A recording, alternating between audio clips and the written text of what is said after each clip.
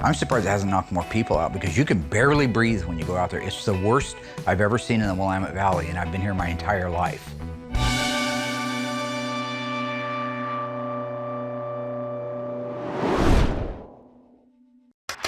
They're coming to get you, Barbara. In Springfield, Oregon, dead Mopar muscle cars are coming back to life. Restored by Mopar master Mark Warman. Joined by his out-of-this-world cousin Dougie. Oh, hi, Mark. His apprentice and daughter, Allysa. Whoa, whoa, stop. And his childhood best friend, Royal. Mark hates everybody. His protege painter, Will Scott. You got one job. This is Graveyard Carz. It is dense out there. If you drive up and down the road, you can hardly see in front of your headlights. That means it's hard on your breathing as well. So the fact that we normally wear masks inside, we're wearing them outside too. It's not just made up stuff for TV. We truly have fires here. There's no doubt that it's a rough time right now in our area for forest fires. A lot of people are losing their homes. We just bought a house out in the country, you know, so it's not even that far from our house. And we're at a level 1 evac. My in-laws are actually staying in a trailer out beside the shop right now because of this, because of the fires. They got evacuated from their home. And my aunt and uncle Doug's dad, they also got evacuated from their home. So we're all praying that it works out and nobody loses their homes. But it is a rough time. Here in town, we're further away, but that fire's coming. But not only that, you have the smoke everywhere.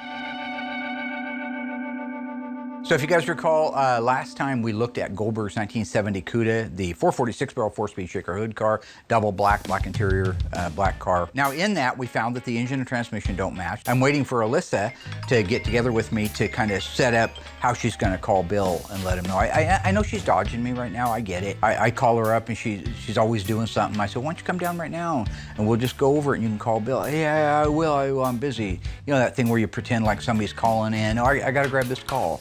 You've seen that crap before, right? Give me somebody on the phone, give me somebody on waiting. I just need some help right now. I'm getting ready, I've got a phone call coming in. Yeah, hang on a second.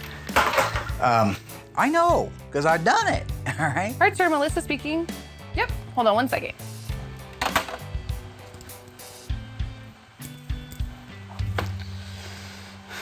But the bottom line is, sooner or later, she's got to call Big Bill and let him know. This week, we're going over the fender tag. Fender tags, data plates, are oftentimes very time-consuming if you don't know what you're looking at and there's an explanation involved. So I'm gonna let you know right now that you may watch half an hour of this show and say, why are we looking at these numbers? These numbers are important. These numbers tell you how the car started life. They support the inspection that we did on the car. They go hand in hand.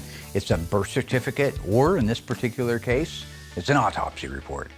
This car was built in Los Angeles, California, so there is no broadcast sheet for it. Although a few, I guess, do exist out there. For the most part, they don't. So we're gonna decode this car based on the Fender tag. fender tag, that's right. That's good. This is gonna tell us everything we need to know, right? So on a data plate, or fender tag, if you will, is what we call it most of the time.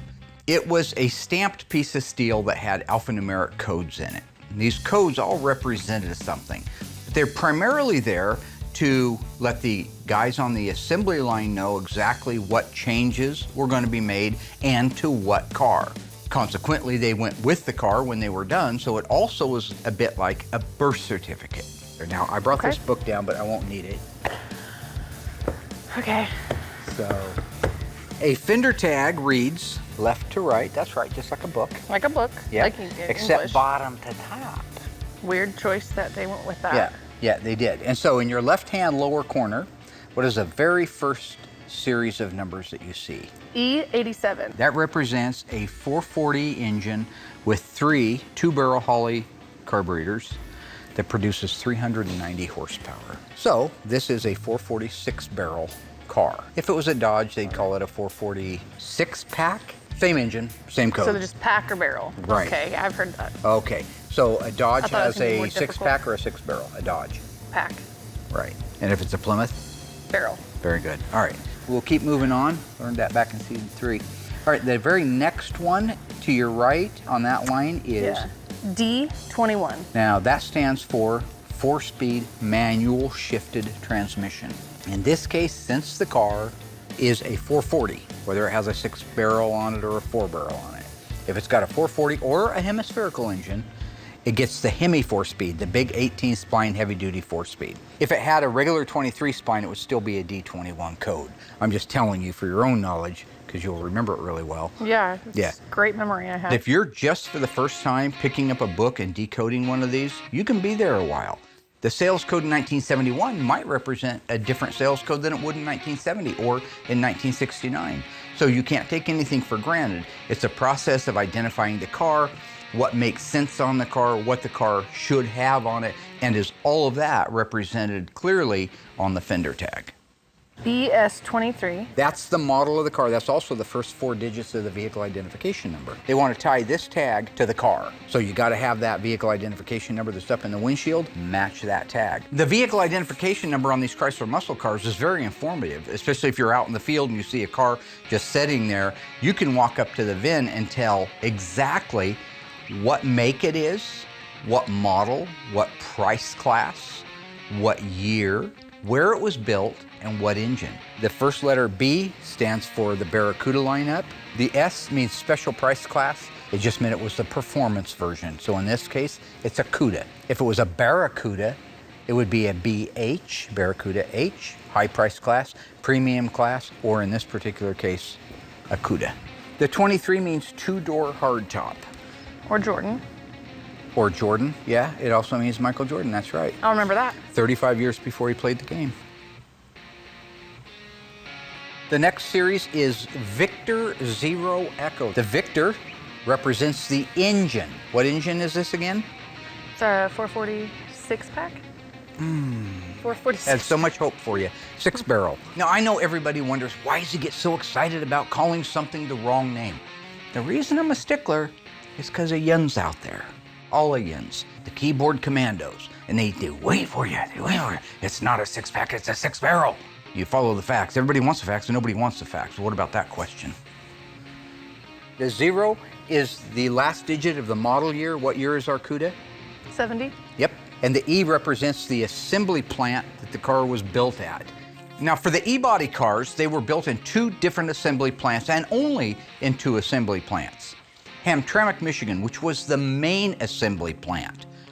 But because there was such an increase in volume of sales orders for the E-bodies, they started building them at the Los Angeles plant as overflow.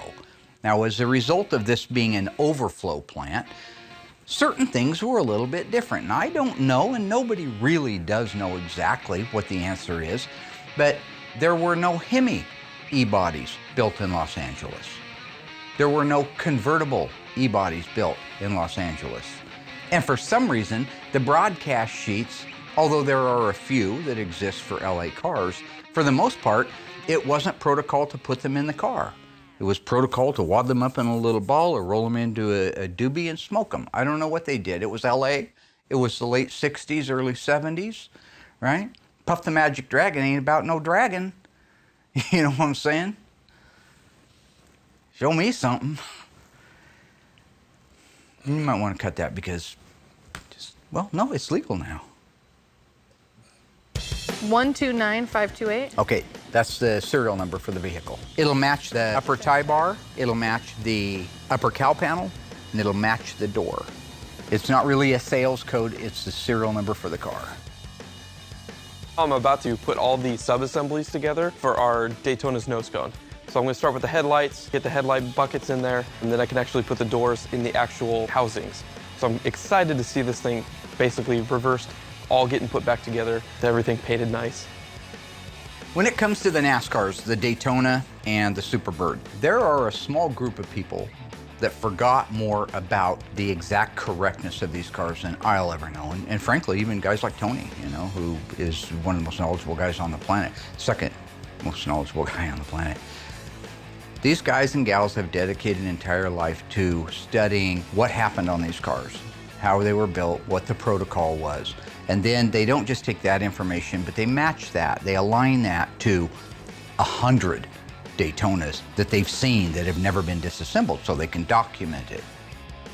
So now in the Dodge Charger Daytona, it started life as a Charger RT. I know I've talked about this many times before. It was rolling down the assembly line as a Dodge Charger RT. It got plucked off the assembly line, sent over to Creative Industries and converted into a Daytona. That meant the hood and the fenders, which are 70s style on these cars, got plucked off of the car, and it got a 70 fender, a 70 hood. It got 70 parts on the car. Now, all of these new parts that got put on the car had to be painted. It couldn't go back to the manufacturer and be painted. So the guys at Creative Industries painted the nose after it was converted, and they painted the back window plug and deck lid because it was converted also to become a NASCAR. What that means is headlights were installed, trim, fasteners, ornamentation was installed at the time they painted the front end. Did they mask it off like you should? Did they take their time and make positive sure that everything was masked to perfection before they sprayed paint? No. So in the case of the owner of this car, he's seen it for 50 years with all those problems. He wants it done as right as we can do it. So when you see Justin putting these pieces together, each component has been taken apart, detailed, and looks brand new, like it should have been done had they not been in a hurry at Creative Industries to get these cars done. When you're talking about the nose cone on these, they are intricate. There is a lot of stuff. There's unique stuff, not just the fact that the nose cone is unique to a Daytona or the headlight doors, but there are also components inside that are the same ones that they did use on the assembly line. Each of these have to be correct. Even though the owner wants this to look better than it ever did, he wants it to have all of the original components and know that each and every one of those original components has been cleaned, detailed, blasted, lubricated, adjusted, and where it's supposed to be. So when you watch him put this together, every nut, every bolt is the correct fastener it started life with based on our documentation. Every hinge point movement is lubricated. Every wire is plugged in with dielectric grease to make sure that it has a good connection and that's pushed on all of the way. So while it takes a long time and it seems a bit tedious when you're at home watching them build out just a pair of headlight buckets, it has to be done that way, and there's no way we can gloss over it. Because in the end, our job is to look better than it ever did at the manufacturer. I just got done putting the sub-assemblies together for our headlight doors and headlight housings. Everything went together really nice and it looks original. So the next step, now that we got these sub-assemblies done, is I can actually put these and mount them inside the actual nose cone itself.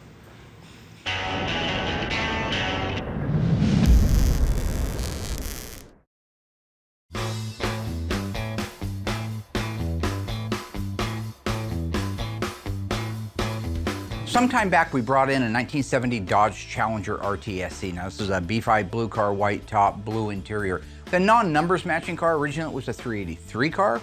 The owner bought it, it had a 440 in it. It's a non-HP 440. We made a deal for us to come up with a 440 HP block, which I did have, completely rebuild it to stock specs as though this car were a U-code car, when in reality it's an N-code car. Go through the air conditioning system, detail everything under the hood, put it back together and ship it to him. Doug got all of the engine transmission built out, so our next step is to have Will paint it the Hemi orange so it can get back over to Doug to get dressed out, married together with the transmission, all of the bolt-on parts, and back in the car. So I have another engine to paint, which, you know, it's great, easy process. I like to sit on them for like a week or two. Doug brings you a part or a piece. He forgets to actually complete the process. I got 100 cars waiting in line behind the 20 engines that are in the shop. I'm backed up so far, it's like, you know what? Okay, I'm just human, you know, maybe I do miss a little bracket here or something, but I get it down to him and I never get it back again. But with this one, we got good to go, looks great. It's in the booth. I have Noah, who's been DP90ing bare metal cars for like the past month. Pull him off of that, he jumps into the booth. Those engine blocks are bare metal. And if I just paint it, the paint's not gonna stick. So he just puts one really thorough coat, paints the whole thing black. That way when I go to top coat it with the Hemi orange, the paint will stick. And then I just mix up the EV2 Hemi orange without the metallic, do 2 or 3 coats of that, and that thing looks good, bake it, and get it right back to Doug. Okay, TX9. TX9 means that it's black exterior. X9 always means black in the Mopars. So I believe it's called Black Velvet in the Plymouth lineup. I could be wrong on that, that's okay, but it's black. It's We a have a solid book. black. We don't need to be wrong I on don't it. need to look at the book. I don't care what they call it, it's black. Now when I say I'm a stickler when I know what I'm talking about. If I don't know what I'm talking about, why I gotta be a stickler? What engine is this again? It's a 446 pack. 446. There's so much hope for you. 6-barrel. The next sales code over has to do with the seats. Is it bucket seats or bench seats? So what is the code? H6X9. Very, very nice. H means a high price class. Okay, 6 so- means all vinyl buckets. And X9 is the color. What color is it? Black. Fruit of my loin. The next code is the upper door frame paint. In this particular case, Oh. what is the code? 000. 000, that's right. So none? No. 000 is a sales code, and it means a one-piece interior door trim panel. The next series is when the scheduled production date of the car is 1/22. When you're talking about a scheduled production date, it gives you the month and the day. It doesn't give you the year. And here's why. A manufacturer's production schedule, in the case of Chrysler, begins on the first day of August and ends the last week of July of whatever year the car is being worked on. So for example, our 1970 Cuda, the very first day 1970 Plymouth model cars or Dodge cars were being built was August 1st, 1969. That's why you would see a 1970 Cuda in September of 69, because it could be built as early as August 1st, 1969. Now the last day that it could have been built, although we're not positive, we believe it was the last week of 1970, July. That gave them a week to get the manufacturer up to speed for the next model year. So what happens when you come to October, November, and December? When you represent them with the numbers, it's the 10th month, the 11th month, and the 12th month. You put the 10th month with a 2-digit day, like say it was October 21st. That would be 1021, too many numbers for the 3-digit allocation. So they call October A, November B, and December C. So now, if you have an October 10th scheduled production date, it would be A10. All right, next one is a shipping order number. 023064. That is an internal number that we really don't know how to correlate to anything out here, but on the assembly line, it meant something. Then you're gonna find that on the broadcast sheet and only on the broadcast sheet. Jump back up to the next line, should be the upper body color. So TX9, we already, why is it there again? Because this is the upper part of the body. If it had a vinyl top, you might have a vinyl top code there. If it's all the same color paint, that's what they're telling you right there. It's not a vinyl top, it's painted black. I don't even know why they print these books. They ought to just call me. You screwed up. I'm sorry. It's just, listen, beads of... Where's Tony when you need him? I'm not even Tony, sweating you know, he's anymore. back eating. That's where Tony at. Tony he's eating. not. Nah, he's not. The next one over is A33. That's a great code. A33 means track pack.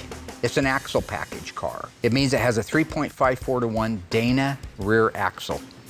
A62. A62 is the Rally instrument cluster. That's the cool wood grain, 4 big openings. It's got 150-mile-an-hour speedometer, 8,000 RPM, tach from 70 to 71. 016?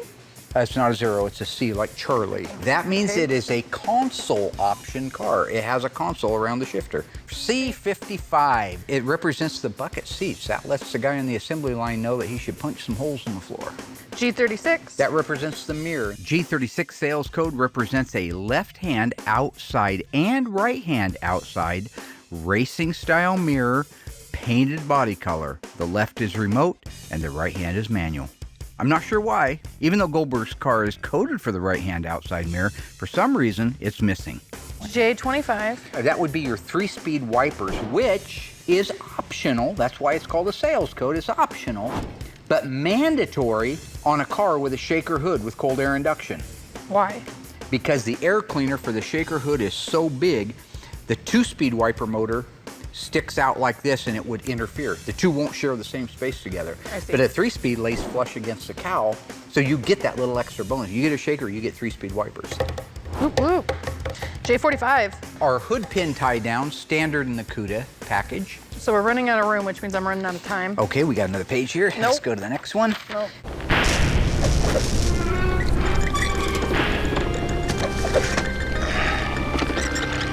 In Season 7, Episode 4, we restored this beautiful 1969 Roadrunner Hemi convertible painted in Q5. True or false? The correct name for Q5 in 1969 is bright turquoise. If you think you know the answer, stay tuned after the break. I'll let you know how you did.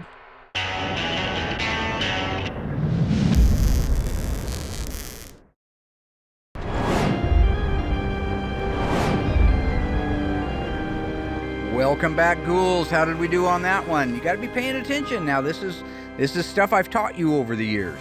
If you answered true, you're absolutely wrong. It's actually called seafoam turquoise. Now, if it was a Dodge, like a Daytona in that color, it would have been called bright turquoise. In addition to being seafoam turquoise, this car had factory painted steel wheels. And of course, they're painted the Q5. They use a dog dish hubcap and redline tires. It is also an air grabber car, which is mandatory on all 426 Hemis, and a factory replica exhaust system from our friends at ECS, along with bright exhaust tips.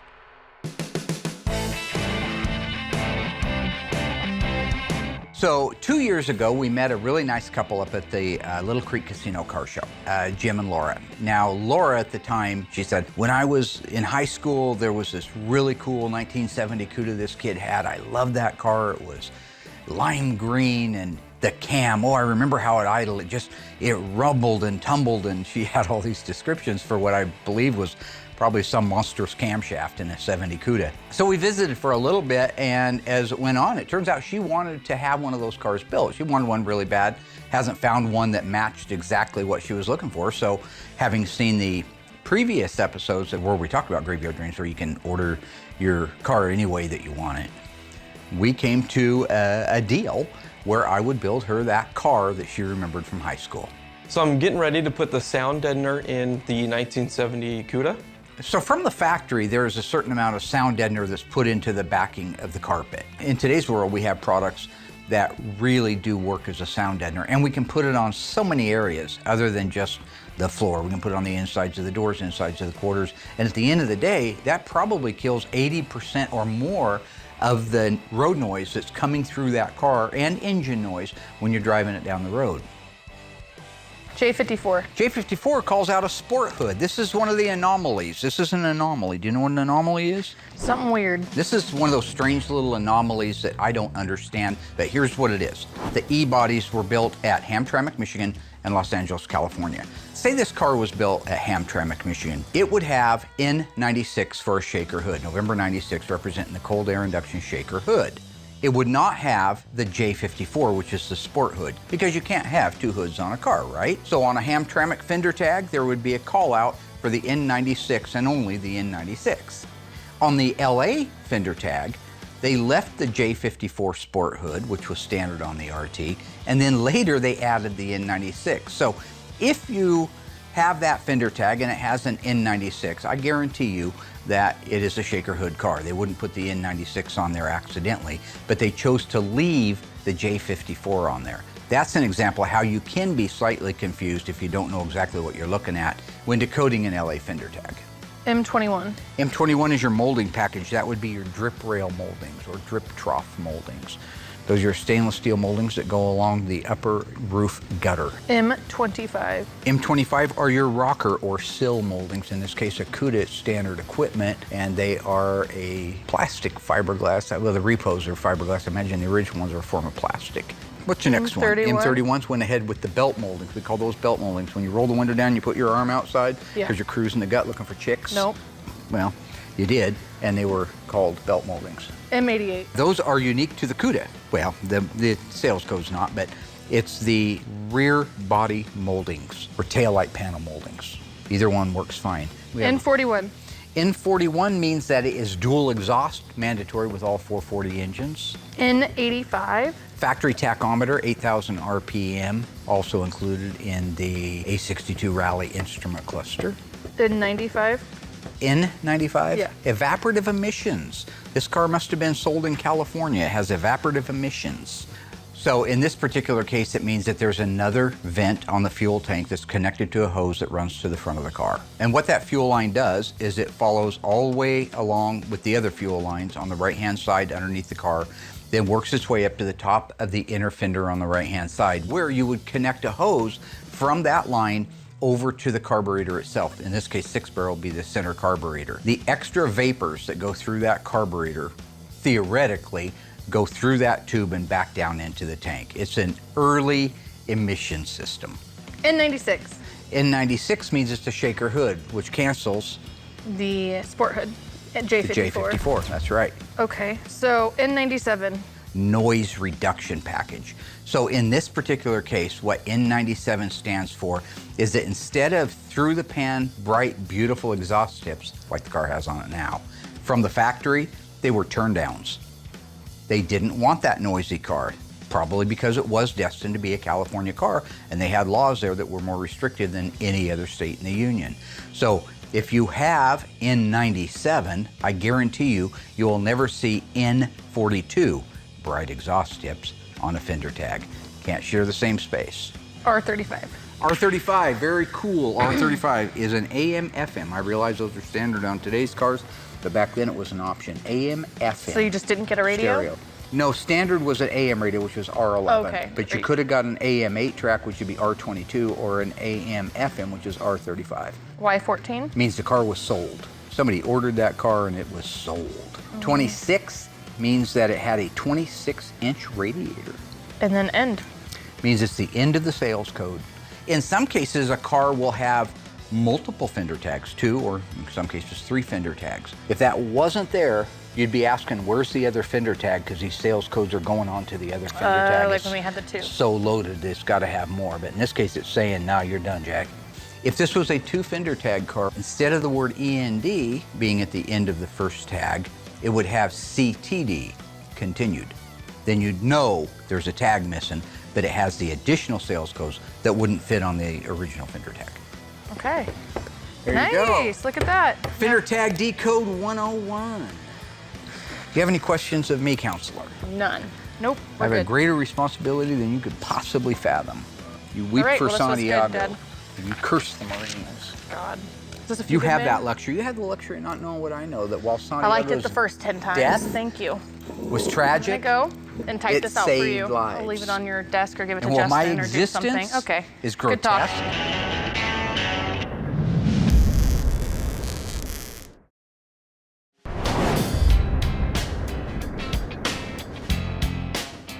so the car Will's getting ready to paint is our 1969 Charger RTSE 444 speed. Only a handful of these cars made. It's a T5 car. It's a tan, which really is a copper. It's a beautiful car. Black top, black interior. It's an SE, so it has leather seats. This was an exceptional, really nice, quality car to start with. It wasn't rotten beyond words. The motor was broken, it had major problems, but overall, all numbers matching, original fender tag, original dash, all body numbers match. So Will is getting ready to lay the final paint out on that now. We have this gorgeous Charger. It's the first time we've ever done this dark tan color. It's called tan, but it's more of a brown metallic. Not only are we doing a final paint on the car, which is always exciting and intense and stressful, so trying to deal with a pandemic, deal with fire season, trying to still do cars, hard to breathe. I mean, these are real problems that we're dealing with right now that just make something that's already tense just pretty much over the top here at the shop for not just me, but everybody else that works here. And it's the little things you don't think about. Even having to go out there and pressure wash a car is a pain in the butt because there's no clean air. There's no clean air anywhere right now, so just the simplest tasks are magnified by 10. Mark pretty much did the whole entire pre-paint on this car on weekends. Pre-paint, it looked okay, wasn't anything to write home about. You put the car together, his clear coat didn't look that good, but that's okay, he's getting older. Get the car put together, get it in the booth, it's all blocked down, masked up. Couple little issues we had to address that Mark had missed, but that's why we're a team. I was able to pick up the slack. That is absurd. That's absolutely absurd. Okay, my pre-paints are better than Will's final paints. So he can say what he wants to, and it's all easy after the fact. Well, I fixed this little thing, I fixed that. You didn't fix anything. You didn't fix anything. If that car comes out nice, it's because I prepainted it. Not because you, Mr. Second Day Armchair Quarterback, came in and saved the day, because you don't do that, all right? You know, it's one of the last pre-paints that we're doing, because we're just going right to final paint now and just spending a little more attention to detail, spend a little more time on them. But the car's in the booth, and it just looks the part. Now, one thing on this car is this is a T5 car. There are actually 3 shades of the tan. There is T3, T5, and T7. And it starts in the basement with T3 being the lightest shade of a given color, and then the T5 would be the medium shade, even though they call it dark tan. And then the T7 would be the very darkest of the shades. It did take 3 days to paint. That was real. What is the deal with 3 days to paint? It's already been pre-painted. It's prepped, it's washed, it's cleaned, it's masked. 3 days? 3 days to seal it, to base coat it, and to clear coat it? Why not build an advent calendar like you're building up for Christmas?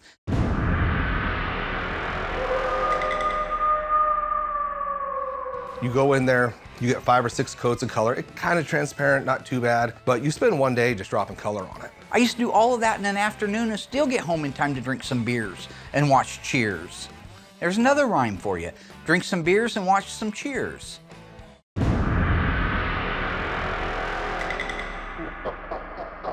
I just wanted to let it sit, no rush. Had Mark come in the next day just to do like a once over on it. Found a couple things he didn't like, which is great to have a second set of eyes on it. Addressed those issues, spent the second day dropping color on it.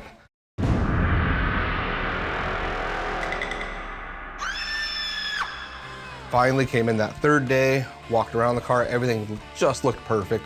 Clear coated it. We used the PPG DCU 2021, which is a polyurethane clear. It's a very thick clear, lays down good, cut and buffs great, holds a great shine, great product from start to finish. The car is amazing. It's one of the better cars that we've done here. So I'm super excited to get this thing buffed, get it over to assembly, get that black top on with the black stripe, and get it out of here. So when I started the shop here on Catherine Street, when you guys remember it was a big vacant building, we kind of built it out to where we wanted it. I had the opportunity to go from just having an air compressor, which is what we've normally done in the past, to an air system.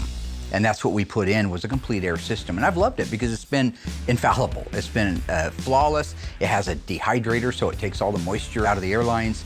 And it's been just an old workhorse up until we got one of the compressors went down and wouldn't start. If you would look around outside, you thought it was an eclipse. I mean, it was dark, it was brown, you couldn't see anything. So you know how hard that is on our lungs. Now you're a compressor trying to get fresh air in. That's what kicked the code. That's what caused it not to work. And then we spring this weird leak in the system, this high-pitched squeal. And this pitch, this high pitch, it drives you bananas. If you're walking through the shop, if you're walking north, it sounds like it's on the right-hand side. If you're walking south, it sounds like it's on the left-hand side. It telegraphs all over the place. I can't tell where it's coming from. Now, Taser doesn't have anything to do with the airlines, they just make the compressors. And they took it upon themselves, because they have the sonic equipment, to look for it and help us find it. They have a sonic gun, this little sonic gun. It goes around the shop, and they just point it at the line, and they chase it all the way down the line. And if it picks something up, ever so slight, it'll point you over there in that direction. Then you can go over there with some soap and water and look for the leak. So it took them maybe 45 minutes to finally come up with the culprit, which was a saddle gasket at one of our unions in our airline over on the west side of the building. Thank goodness, because that would make a person crazy.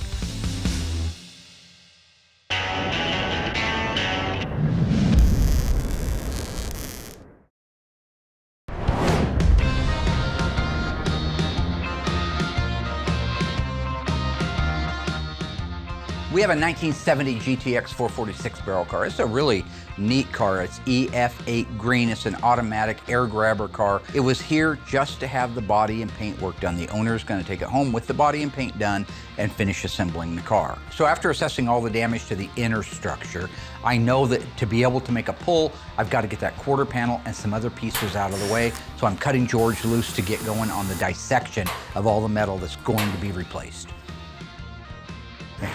Good job, Georgie. Thank you. It is completely free? Yes. Okay. I got a card over there. Let's set it on that. Look at that. Oh, that ain't pretty. Oh my.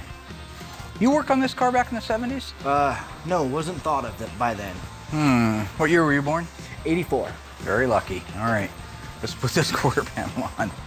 So where we're at on our GTX, the quarter panel has been dissected off of the car. Now we've saved that panel because there may be pieces on it we need to use for a future car. Don't throw anything away unless it's complete garbage. You'll see that the trunk floor extension area has been dissected apart from the floor itself. The rear body panel dissected off of the quarter panel. The inner wheelhouse is ready to have the outer wheelhouse married onto it. So all of this area that you see right here has been prepped out and ready to make the pulls. In fact, you even see that we have the pull mechanism set up into place. So this is like an onion. Once you pull that first layer off, you can see what's underneath it. The quarter inner structure, this is where the window regulator bolts on. It was damaged in this previous accident. I wanted it off of there so we could do a proper repair, number one, to the panel, and number two, make the correct pull without having to worry about damaging that. The quarter reinforcement area where the window regulators bolt in, that has been surgically removed. We have to do work to it to be able to reinstall it back in there. But right now, what you're seeing is an area that's ready to make pulls. Now, if you look carefully at the pulling area, this is all stoved in. This area is damaged considerably, so we have welded a 1/4 inch plate onto there. So at this point, we are ready to begin making our very first pull. We're just gonna start putting some pressure on that, and you watch that tower come back. See that tower coming back right there? Now you see it starting to tighten up.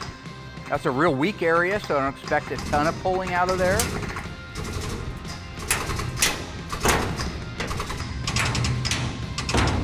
There it goes. And there it went all the way, broke loose. So, okay, so now we can get that outer rocker, which is just basically thin 18 gauge sheet metal, cut that out of the way now. Once we get it out of the way, we'll be able to dissect and clean our way right down to the inner rocker, which also needs to be replaced, and that floor section. Once we get in there, we can weld another tab on and make a direct pull on that floor. So I'm gonna cut George loose to start removing sheet metal off this car.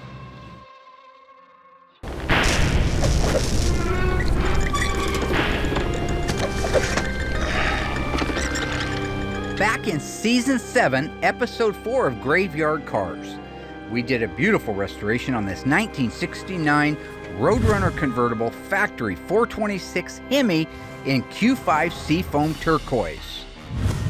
Was the transmission behind that engine a 4-speed manual transmission, 3-speed manual, or automatic transmission?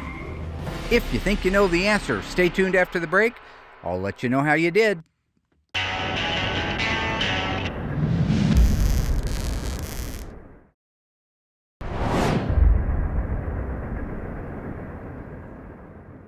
We've been making this show now for 11 years. That means there is a lot of stuff on the cutting room floor that I think is good quality stuff that we shot. Some of it antiquated, maybe by today's standards, but still really good and informational. So that leads me to this. About 6 years ago, I got a telephone call from a guy who said he had a 68 440 HP engine and transmission out of a GTX, I believe, that he wanted to sell. Well, I'm always interested in buying parts, and we can always use them for something. That manifold was cast just a little bit before the engine was assembled. Yeah. So not bad. Yeah, not bad at all. It's kind of like a scavenger hunt when you're in these places. So you got your engine, you got the transmission, that's pretty easy, but what about the other pieces?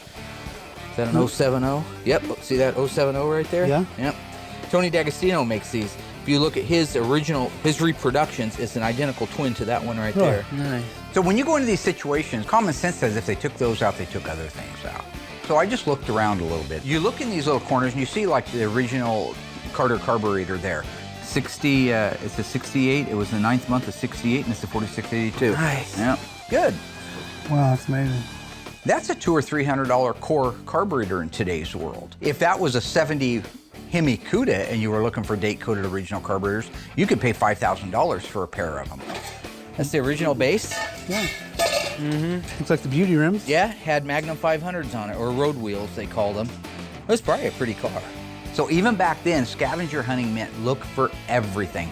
find the bell housing, find the pieces that don't mean anything to them anymore, but you know you're gonna be looking for them. So I never regret going on a good scavenger hunt, because at the end of the day, you usually get more than you went out for. It's bought from Payless. Oh, back when you could buy them at Payless. $3.99 for a filter. That yeah. was Kmart. over on Olympic. Yeah. Is there a Kmart one there? Yeah, there's a Kmart one here too. Oh, that's great. That's There my it is, old stomping right there. ground. Now, Royal, if you ever get a chance to meet Royal, ask him about his Kmart oil filter. Mark tells it like he was there, but he wasn't. How could I tell a story over and over again for 35 years that never happened? That would make me crazy. And last time I checked, I'm not crazy. He walked all the way from 7th and E&F, all the way over to Olympic Street to Kmart, got the filter, walked all the way back, went to back the car out, set the filter on the ground, and ran over it. Trying to get lined up, I backed up and I felt I ran over something, so I looked out and saw it was my oil filter that I spent my last $1.99 on. You know, I was 16. Wow, $1.99 was a lot of money back then. I could have bought several big gulps. He wanted to punish himself. Yeah. We've all wanted to do Yep. that. Sometimes we'll just cuss ourselves out. Not Royal. He went the extra step. No, Royal went the extra step to go up to the garage. Oh no. And he found the corner, he looked at it, and he goes, yeah, that's a good, Oh God. that's gonna do it. Bye-bye. He even did a couple of trial shots at it, like this. And right about time before I said, sweet Royal, don't, boom. And to this day, that whole thing dips down. He has no, but that made him feel okay about running over his filter. Now I can pull my finger out of socket. So I went in and told my mom, I said, I think I broke my finger. She said, watch your mouth, and then saw what I was talking about, so she took me to the hospital. The best part for me was the 40 cc's of Demerol they gave me. I didn't care about the finger. I either witnessed that with my own 2 eyes, or I am absolutely 100% insane. So you guys be the judge. Do I seem insane to you? So I was able to buy the engine and the transmission and the extra little pieces that went with it, which is great because here we are, I think it's 5 or 6 years later, I've used them. I used them in a 68 GTX that I did that needed a date-coded engine. I actually used them and they made that car whole again. So that's great.